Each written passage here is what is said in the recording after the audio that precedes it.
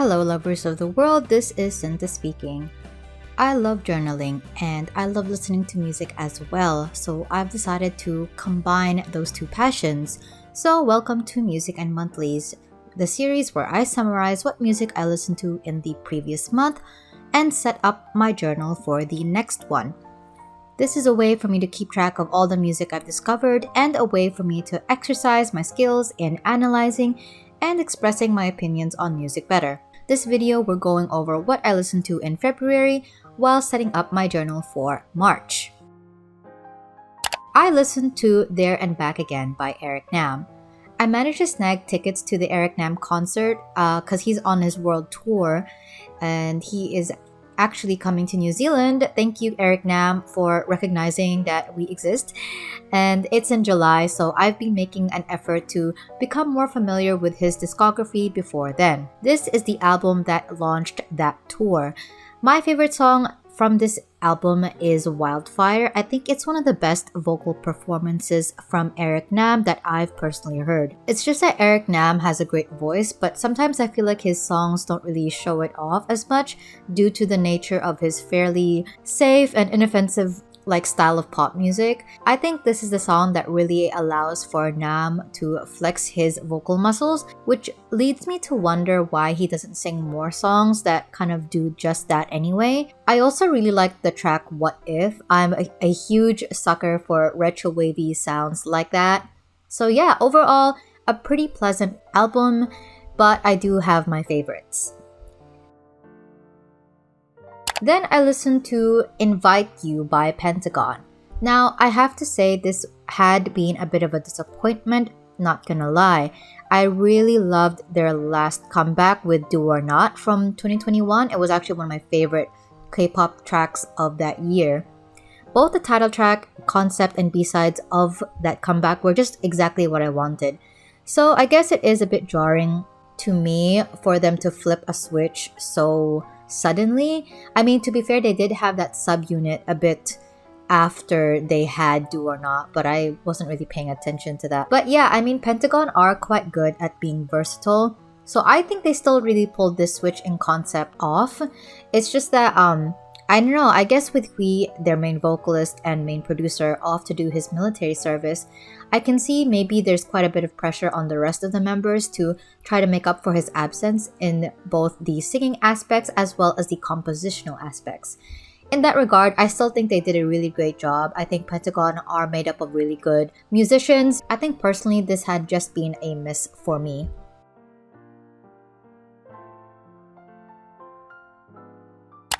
And then I listened to Laurel Hell by Mitski. Now, Mitski is in her synthwave era and we love to see it. I really like this album. I never realized how much I needed this genre, this style of sad music with dancey instrumentals from Mitski in particular until she actually gave me that genre with the Only Heartbreaker last year. And I think it's kind of hard for me to talk about this album because I feel like it pretty much speaks for itself. I don't think it really needs anybody else trying to break it down for you unless it's Mitski, in which case you better listen to her because this is her work. And I really respect her as a musician and an artist and a person. So I think it's kind of just if you want to know what this album is about, you might as well just listen to it. I feel like she really just does a great, incredible job of being able to relate to different kinds of people while also just telling personal stories that are very unique to her. So yeah, incredible artist. And then I listened to the Marvelous EP by Mireille. So Mireille is steadily climbing up the ranks of the tier list of 5th gen K-pop groups. They are a boy group and I don't really know a whole lot about them. I've been trying to keep up with them, I think, since they debuted I think in 2020. Yeah, so I do have a bit of experience with Mireille. I think their music has been mostly forgettable for me, unfortunately. It's not because it's bad. I don't think that they've just had something that has captured my attention just yet. And yeah, this EP as a whole hasn't been that memorable, but I still find it a very valiant effort. I don't know about the title track though. I think I've listened to it a few times and I don't think it's for me. I'm mostly indifferent to it. My favorite song off the EP is the last track, 7 Pages, My Dear Friend. I think it's a very sweet song, and I really love just any songs about friendship.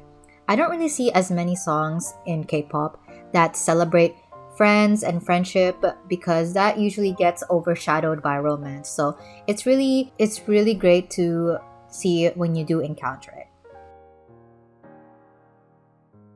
And then I listened to the second step, Chapter 1 by Treasure. Now, Treasure is YG's new, well, I don't know if you can still call them new, but they are YG's boy group. And I have been following them since they debuted because mostly my friends are into them. And I find that I actually quite enjoy a few of their songs. To be fair, their discography is quite small, but I find that I really like their B-sides a lot more to their title tracks. And this comeback is no exception. It's not a bad EP, I just wish it was longer. I think it's just tragically short. Considering that they had like a long ass hiatus. And I understand that some of the members did contract COVID, so of course they probably didn't have the time or energy to even record as many songs as they could have. But I feel like, let's be real, this is probably just the company's actual like doing, you know? It's just like YG just has this track record of like not giving out as much music as their fans would like. But yeah, I was surprised to find that I actually quite like Jikjin in my own way. I think it's like, it's not a title track that I would actively seek out, but it's still something that I enjoy. Not as much as I enjoy the B-sides, but yeah, still a good comeback. Just wish there was more music.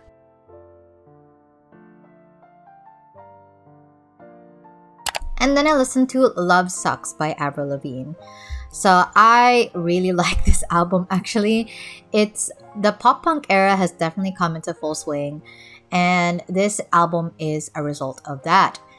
Not only is this album sung by a complete legend of the genre, but it was also produced and collabed with other legends of the genre too. So obviously Avril Lavigne, who could ever forget? But yeah, I feel like this album could not have come in a more fortuitous time. The re-emergence of the pop punk era really paved the way for an album to be released, if not like caused entirely. I find that the album has like a really amazing vocal performances. Avril Lavigne sounds just as young and boisterous as she did in 2007, and I think that's amazing. It's a pretty short project, but it still packs a punch with very like timeless lyrics that seems like it was written by a very incredibly articulate 16-year-old going through their first divorce. It's nothing new or deep or metaphorical, but the words just feel so deliciously shallow, you know, just like something that you can scream out and like everybody can relate to. And I don't know, it's just really fun. Like it makes being angsty fun. And I like that while the features of Machine Gun Kelly and Black Bear set it inexplicably in this day and age, the presence of Mark Hoppus, Travis Barker, and John Feldman definitely ground it in its roots. So, filming Sophia here, and I just wanted to clarify something that I can't be bothered editing in later on. But basically, I fudged this up. So usually, I would have my calendar here, and this was supposed to be the cover page. Like you can see here, I wrote down cover page is supposed to be here, but I got that confused, and instead I put here, and they're kind of just switched at this moment. It's not a big deal because if I need to look at the calendar, I'm just gonna put the calendar here, and I can just flick back and forth as I need. But I'm a bit annoyed because I already wrote out where things are gonna be, and I still fudged it up. And it's not a big deal. I could, I don't know why I thought this was that, but it's okay. Anyway, back to the sped up version.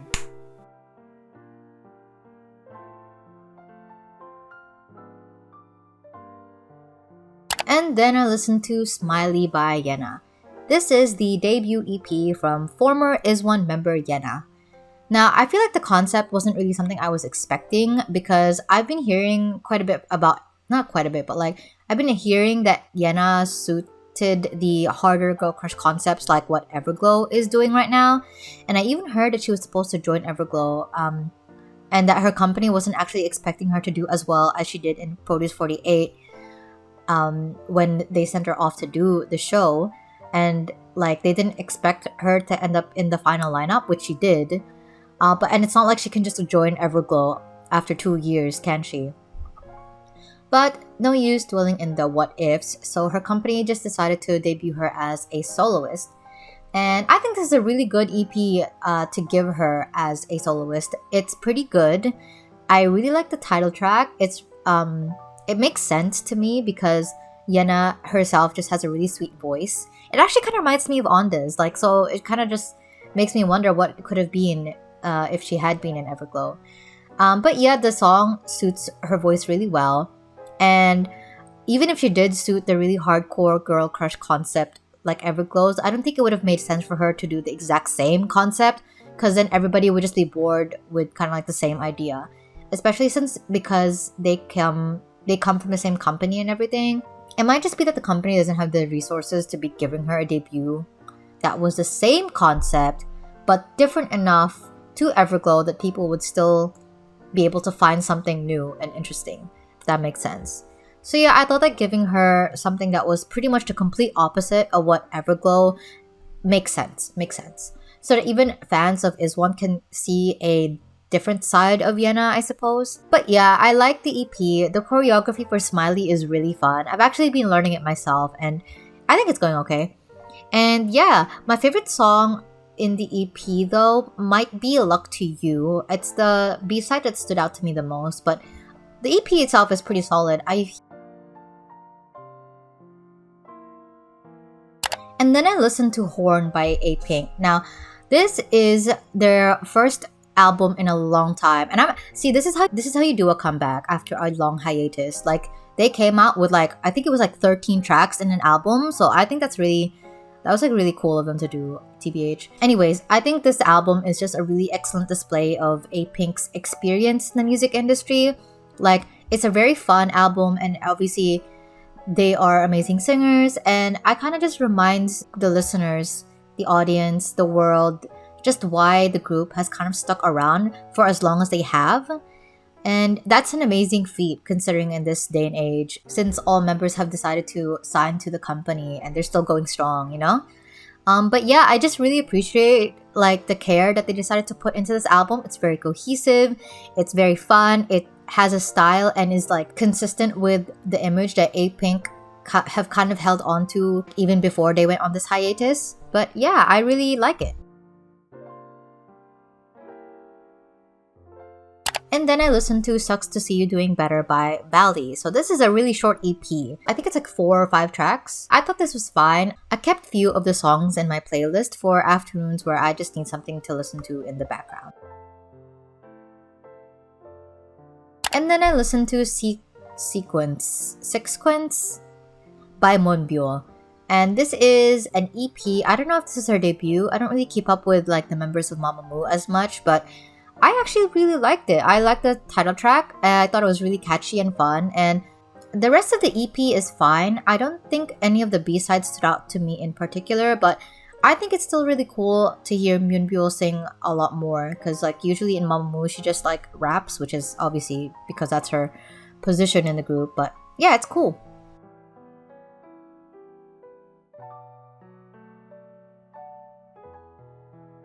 And then I listened to First Impact by Kepler. After the finale of Girls Planet 99, Kepler have finally made their debut. I didn't follow the TV show myself, but so I didn't really know who the girlies were, but I did have my sights set on Yujin from CLC, and I was keeping an eye on Henninkai's sister Bahi, just because that's cool that they're both gonna be idols. That's kind of cool. I like the intro song in the EP. I wish they had just turned it into a proper song instead of an intro, because I believe the EP definitely needed another track.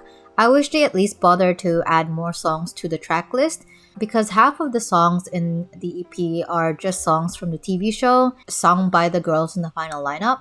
And I guess depending on whether you watch the show or not, you can have different opinions on it, I guess, because like for me, I didn't watch the TV show, right? So technically all these songs are new to me, but I can imagine that maybe for somebody who has followed the show from the beginning to end, it might be a little disappointing to hear the same song rehashed, or maybe a fan would be very excited to hear these songs in the TV show in the voices of the girls in the final lineup. So I guess it just depends on your perspective, but for me, I would have wanted like one new song. The title track itself, I really like. The choreography is really fun, so I've been kind of like learning it. Mask, which is their lead single, is also pretty good too. It's giving like club rave realness, which I appreciate. And it's funny because there's a section in the song in the second half that actually reminds me of this part of the chorus of Side Effects by Stray Kids. I'm not saying that as a diss or anything, but I just thought it was interesting to note.